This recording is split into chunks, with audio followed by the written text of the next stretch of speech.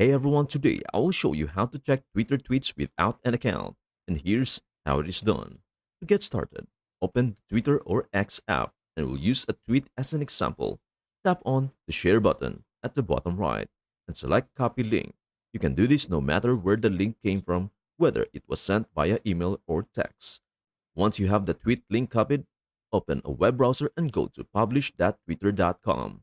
This tool is mainly for embedding tweets, but it will allow you to view the tweet or post.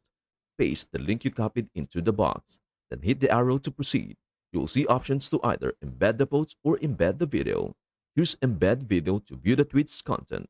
At this point, you can view the tweet, see its content, and click on any related media. If you tap on read replies, it may bring you back to the Twitter app, but you will still be able to interact with the tweet as much as you need. You can also go back and paste in a different tweet link or profile to view more posts.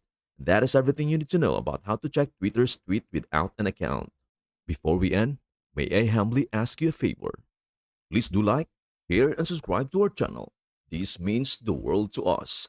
Thank you so much for watching. We hope to see you in our next video.